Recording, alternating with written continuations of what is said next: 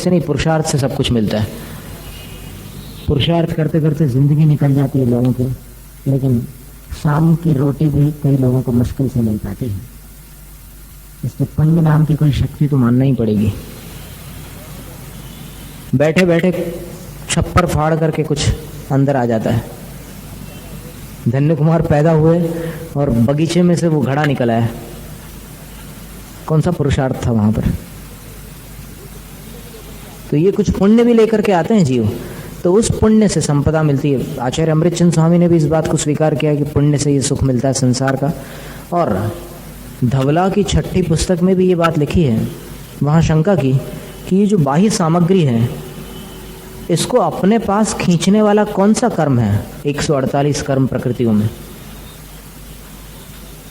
तो आचार्य महाराज ने उत्तर दिया, वेदनीय कर्म, साता और असाता। दुख की सामग्री को भी असाता खींच लेता है और सुख की सामग्री को साता खींच लेता है। तब फिर शंकाकार ने फिर और आगे शंका की, फिर इन साता असाता कर्मों को जीव विपाकी क्यों कहा? यानी इनका कर्म का फल जीव को मिलता है, पुद्गल पर उसका कोई असर नहीं होता, ऐसा ही अर्थ होगा। या फिर ये मानो कि जीव पर असर होता है, साथ साथ में पुद्गल पर भी होता है। तो वहां पर आचार्य वीर सिंह स्वामी ने कहा कि हम ऐसा ही मानते हैं, लेकिन मुख्यतः तो चूंकि सुख और दुख की वेदना, जो सुख और दुख का संवेदन होता है वो जीव को होता है, इसलिए इसको प्रधानता से जीव विपाकी कर्म कहा गया है, साता और असाता को। वरना साता और असाता से ही दुनिया के सारे इष्ट और अनिष्ट पदार्थ जीव के पास उपस्थित हो जाते हैं। एक बार किसी ने कह दिया कि तुम्हारी मृत्यु सांप के काटने से होगी, क्योंकि तुम्हारे ऐसे कर्म स्पर्धकों का उदय आने वाला है कि उस असाता के उदय में सांप का ही तुम्हें समागम मिलेगा। वो कैलाश पर्वत की बर्फीली चोटियों पर पूरी व्यवस्था के साथ चला गया, लेकिन उस समय कोई ईगल पक्षी, एक गरुड़ पक्षी होता है, वो गरुड़ पक्षी एक जहरीले नाग को अपने पैरों के नाखून में ऐसे पकड़ करके वहां से उड़ता हुआ जा रहा था।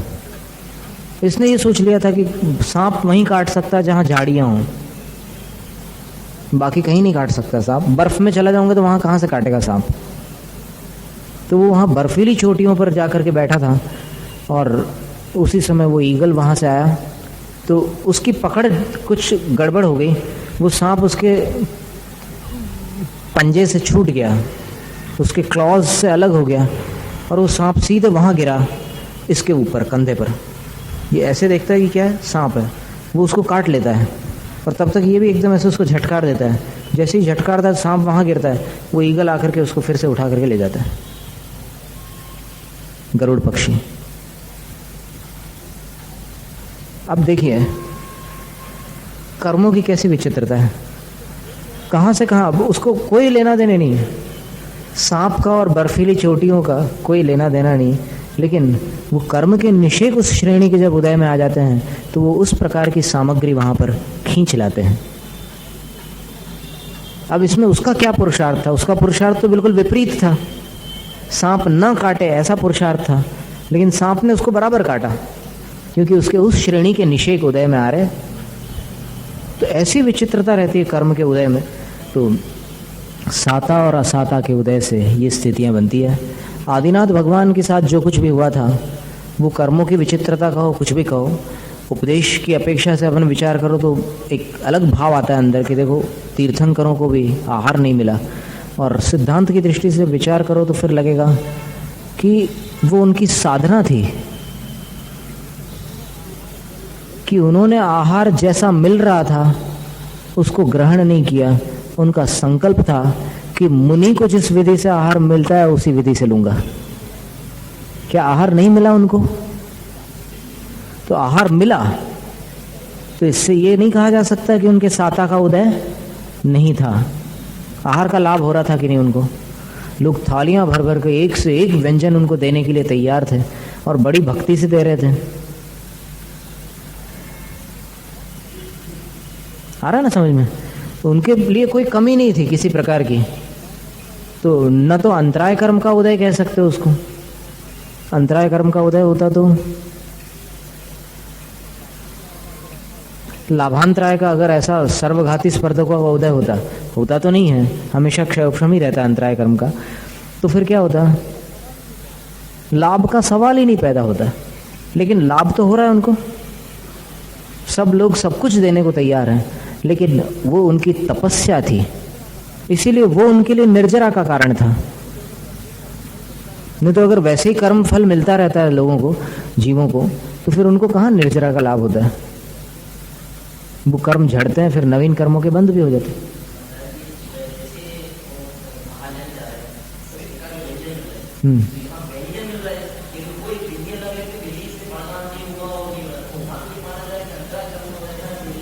नहीं, उनका पुरुषार्थ था छोड़ने का, मिलते हुए भी न स्वीकार करना।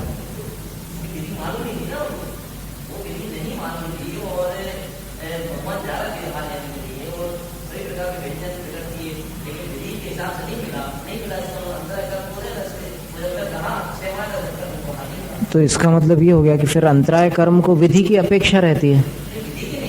हाँ।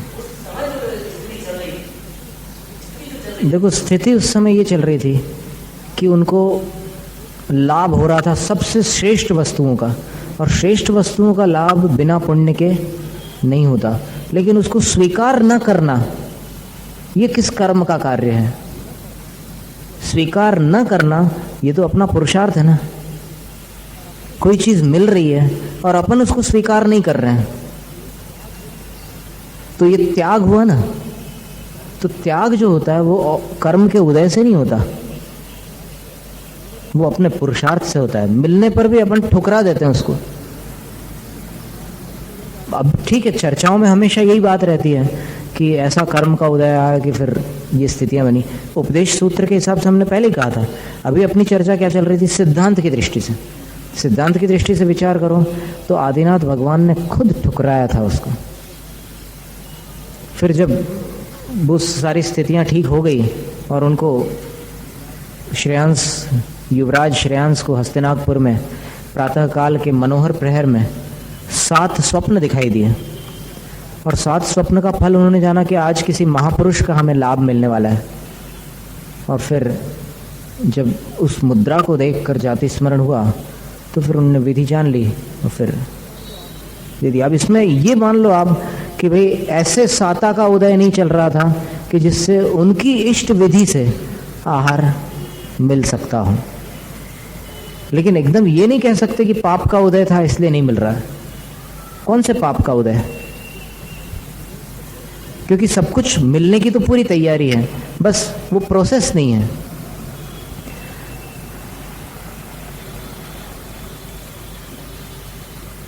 अब इसके आगे यह पारिणामिको भावस्त्रि भेद उक्तस, जो पारिणामिक भाव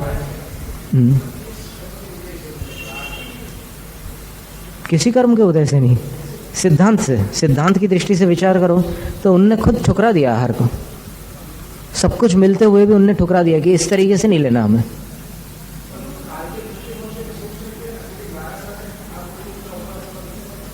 बारह महीने तक।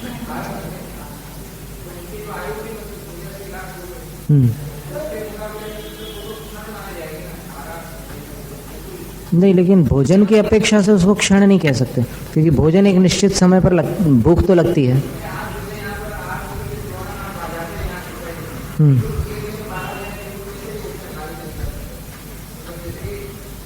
नहीं, उतनी लंबी आयु की दृष्टि में उतना काल छोटा है, लेकिन फिर भी वो छोटा होते हुए भी आहार न मिलना बहुत बड़ी बात है, अथवा आहार न करना बहुत बड़ी बात है। आप ये कहना चाह रहे हैं कि प्रथम आहार जितने दिनों में हुआ वो समय नगण्य था, उनकी उम्र की अपेक्षा से नगण्य था, ऐसा लग रहा है ना आपको? क्षमता की बात अलग है।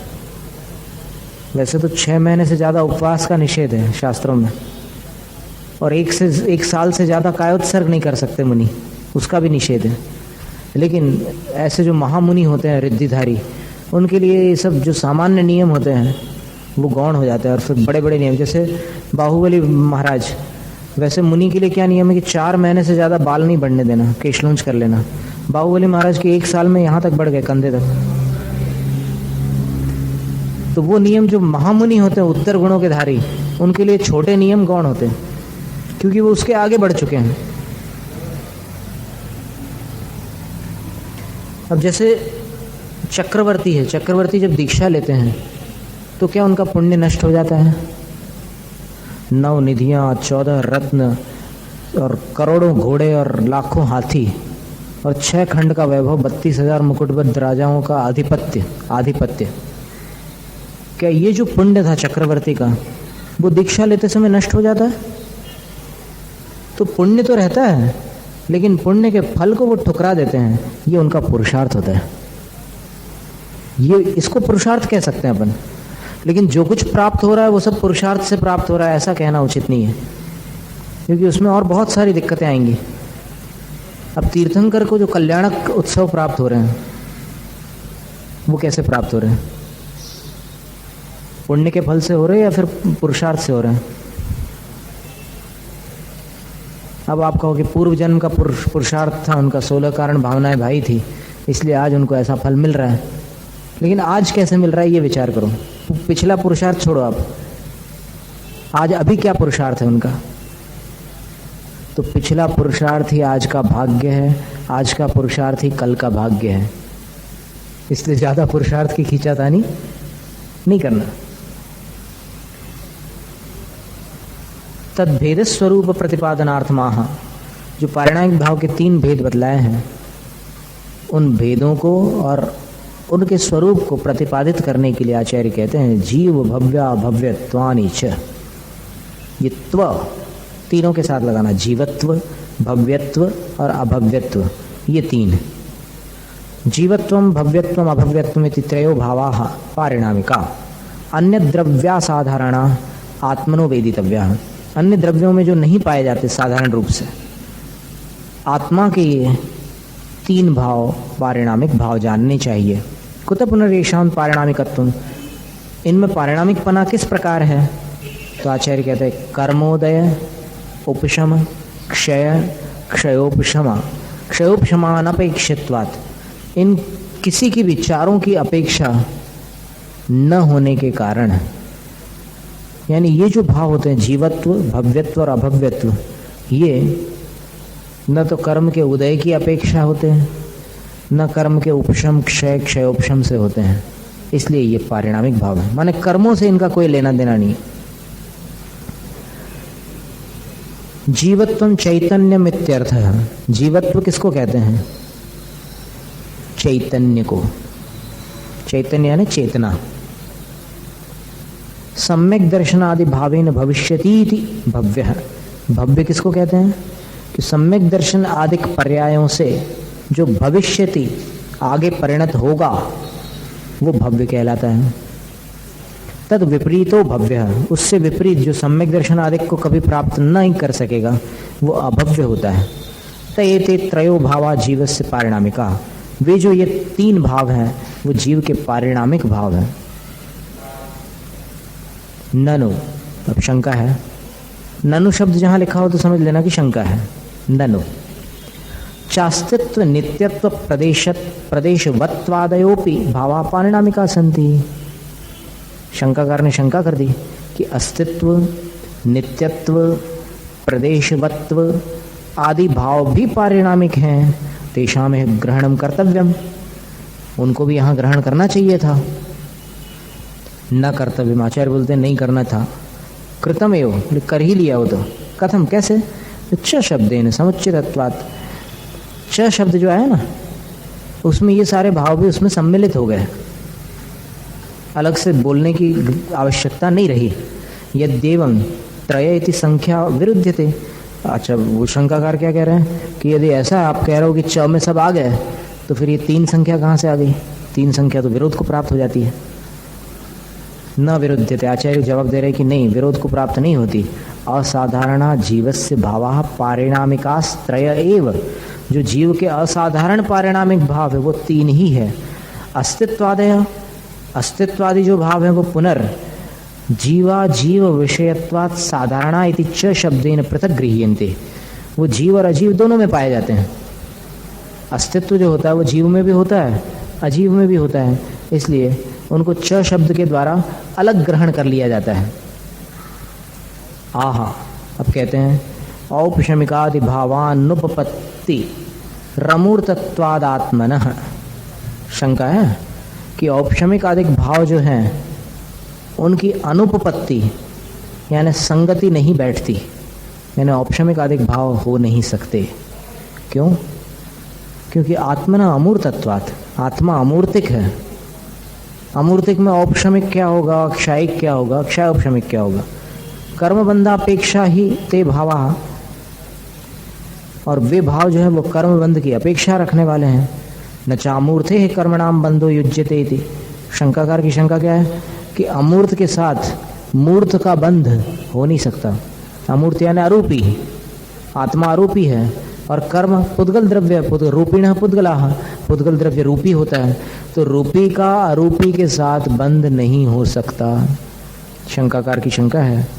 तन्न अनेकांतात्। आचार्य उत्तर देते हैं कि ऐसा नहीं है, इसमें भी अनेकांत है, एकांत नहीं है जैसा तुम समझ रहे हो। नायम एकांत अमूर्ते रेव आत्मा इति। आत्मा एकांत से अमूर्त है ऐसा नहीं है। कर्म बंध पर्यायापेक्षा तदावेशात स्यान मूर्तः। कर्म बंध रूप पर्याय की अपेक्षा से, तत् आवेशात उस कर्म के आवेश के कारण, स्यात कथनचित किसी अपेक्षा से, मूर्तः मूर्त है। यानी आत्मा भी अमूर्त ही है ऐसा नहीं, कर्म बंध की अपेक्षा से वो भी मूर्त है। शुद्ध स्वरूपापेक्षा से आदमूर्त। दूसरी बात भी कह दी, एकांतवाद यहां भी नहीं लगा रहे हो। शुद्ध स्वरूप की अपेक्षा से अमूर्त है। यद्देवं कर्मबंधावेशाद अस्यैकत्वे सत्यविवेकः प्राप्नोति। यदि ऐसी बात है, शंकाकार फिर शंका कर रहा है कि यदि ऐसी बात है तो फिर कर्म की बंध की अपेक्षा से आत्मा और कर्म इन दोनों में एक रूपता हो जाएगी, और ऐसा होने पर अविवेक प्राप्नोति, आत्मा और कर्म कभी अलग नहीं हो सकेंगे। आचार्य कहते हैं नैष दोष, ऐसा नहीं है, ये दोष नहीं आएगा, क्योंकि बंधम प्रत्येकत्वे सत्यपि लक्षण भेदाद अस्य नानात्वम अवसीयते।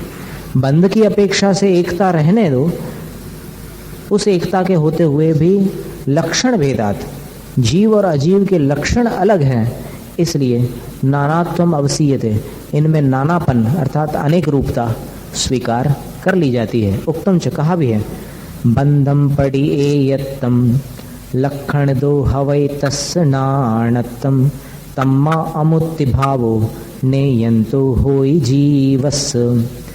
बंध के प्रति एक रूपता और लक्षण की अपेक्षा से तस् उस जीव का नानात्व अनेक रूपता है। तम्मा इसलिए जीवस्स अमुत्ति भाव, जीव का जो अमूर्तिक भाव है, अरूपीपना, न एयंत एकांत रूप नहीं है, अनेकांत रूप है। यद्देवं तदेव लक्षण उच्यताम येन नानात्वम अवसीयते इति अत आह। यदि ऐसी बात है तो फिर उसी लक्षण को कहा जाए जिसके द्वारा जीव और अजीव में नानापन अर्थात भिन्न रूपता अवसीयते निश्चित की जा सकती है। इसलिए अतः यहाँ से ये सूत्र कह रहे हैं उपयोगो लक्षणम। बस इससे पहचान लो कि जीव अलग है और फिर ये बाकी जो है अन्य पदार्थ अलग है। उपयोग लक्षणम उभय निमित्त वशाद दुत्पद्यमानश्चैतन्यानुविधायी परिणाम उपयोग। उभय निमित्त के माने दो प्रकार के निमित्त के प्रभाव से उत्पन्न होने वाला चेतना का अनुविधायी अनुकरण करने वाला परिणाम भाव उपयोग है। तेन बंधम प्रत्येकत्वे सत्यपि आत्मा लक्ष्यते। इसलिए बंध के प्रति या बंध की अपेक्षा एक रूपता होने पर भी आत्मा लक्षित हो जाता है, पहचान में आ जाता है कि ये आत्मा कोई अलग चीज है। आत्मा जब निकल जाती है शरीर छोड़कर, तब चिता में जलते हुए भी कोई वेदना नहीं होती, क्योंकि जानना देखना समाप्त। तो समझ में आ जाता है कि ये कुछ अलग है और जो चला गया वो अलग है। और यहाँ पर जीवित अवस्था में छोटी सी चिंगारी से भी व्यक्ति फुलझड़ी जलाते समय कैसे रखता है? ऐसे रखता है। तो ये उपयोग, इसका लक्षण है, पहचान है कि ये जीव है जो जानता और देखता है। यद्यपि कभी किसी को बहुत वेदना होती है तो फिर उसको आप लोग समझाते हैं कि अरे तुम काहे के लिए चिंता करते हो, आत्मा को थोड़ी दुख होता है, दुख तो शरीर को होता है। क्या ये सच है? दुख किसको होता है? शरीर को होता है आत्मा या आत्मा को? दुख शरीर को होता है।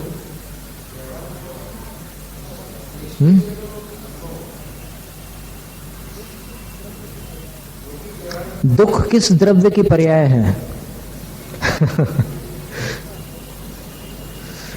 सुख और दुख किसकी अवस्था है? जीव की या पुद्गल की?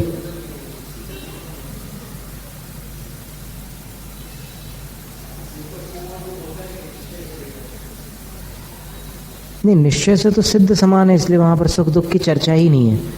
लेकिन अभी अपन जो बात कर रहे हैं वो ये है कि अपने को जो कांटा चुभा पैर में, दुख जो हो रहा है वो जीव को हो रहा है या शरीर को हो रहा है, ये प्रश्न है। आ गया ना समझ में? तो ये नियम है कि जिसके पास जानने और देखने की शक्ति होती है वही सुख दुख का अनुभव कर सकता है। ये पुद्गल द्रव्य सुख दुख का वेदन कभी नहीं करता। समाधि तंत्र ग्रंथ में एक श्लोक है, न जानन्ति शरीराणि सुख दुखान्य बुद्धयः निग्रह अनुग्रह धियम तथाप्यत्रैव कुर्वते। अज्ञानी जीव ऐसा मानते हैं, भटक जाते हैं, वो इस बात को नहीं समझ पाते। आचार्य कहते हैं कि सुख और दुख को शरीर कभी नहीं समझते। चाहे मनुष्य के शरीर हो, तिर्यंचों के शरीर हो, नारक जीवों के शरीर हो या देवों के शरीर हो, इन शरीरों को सुख और दुख का कभी भी अनुभव नहीं होता। लेकिन तो भी अब जैसे सूरदास की घटना आती है कि सूरदास जी थे, एक अच्छे कवि हुए हैं, मतलब हिंदू संप्रदाय के, कृष्ण जी के भक्त रहे हैं। अब उनने कभी किसी स्त्री को देखकर अपने अंदर विकार का अनुभव किया, उनको लगा कि ये तो बड़ी गलती हो गई, उन्होंने अपनी आंखें फोड़ डाली। वास्तव में आंखों का दोष नहीं था, आंखें खिड़कियां हैं, दिखता वो है जो अपना मन देखता है। आए समझ में? तो खिड़कियां फोड़ने से क्या मतलब है? असली में अपने मन को जीतने की बात थी। तो वो जो बात थी बस यहां पर भी वही लागू करना। अज्ञानी जीव फिर शरीर का ही निग्रह करते हैं अथवा अनुग्रह करते हैं, पूरा जन्म उसी में निकल जाता है। अब किसी ने सोचा कि भाई आत्मा का कल्याण इस शरीर से छुटकारा प्राप्त करके ही होगा, तो फिर जीवन भर तपस्या करते हैं शरीर से छुटकारा प्राप्त करने के लिए, क्या क्या नहीं करते। लेकिन शरीर का विरोध करने से आत्मा का कल्याण नहीं हो सकता। और दूसरे वो हैं जो शरीर को ही आत्मा समझते हैं और वो शरीर की सेवा में लगे रहते हैं, हमेशा अनुग्रह करते रहते, शरीर का ही उपकार दिन रात दिन रात। तो आचार्य कहते हैं कि दोनों बहिरात्मा है। यहां तो शरीर को उपकरण बना करके कार्य सिद्धि करने की बात है। तो उपयोग लक्षण, ये दोनों निमित्त के प्रभाव से उत्पन्न होने वाला चेतना का अनुकरण करने वाला परिणाम उपयोग है। उपयोग की परिभाषा अच्छी थी पूज्यपाद स्वामी ने। इसलिए बंध के प्रति एकत्व होने पर भी शरीर और आत्मा एक नहीं है। लक्षण से दोनों में भेद समझ में आ जाता है। लक्षण क्या है? यही जानना देखना। तो सुख और दुख को जब तक जीव है तब तक तो अपन जानते देखते हैं। शरीर से जीव निकल जाए तो शरीर को आग में जलाने पर भी कोई हलचल ही नहीं होती, कोई फर्क नहीं पड़ता। और फिर जलाते समय वहां श्मशान में और भी क्या क्या करते हैं लोग, उसके सिर को भी ब्रेक करते हैं, मालूम है आपको? उसके सिर को, स्कल को यहां से वो करते हैं, तो पूरा एक अलग ही पूरा क्रम चलता रहता है, पर उस समय कोई छटपटाहट नहीं, कुछ नहीं होता। अब आप एक शंका कर सकते हैं कि अगर कोई कोमा में पड़ा हो तब क्या होता होगा? तो उसका उत्तर ये है कि कोमा में जाने पर वो उसका जो यंत्र है जिसके सहयोग से वो काम करता था, वो यंत्र उसका वहाँ पर फेल हो जाता है। और यंत्र फेल हो जाने के कारण फिर जो सुख और दुख को ग्रहण करने की क्षमता रहती है वो वहाँ पर ब्लॉक हो जाती है।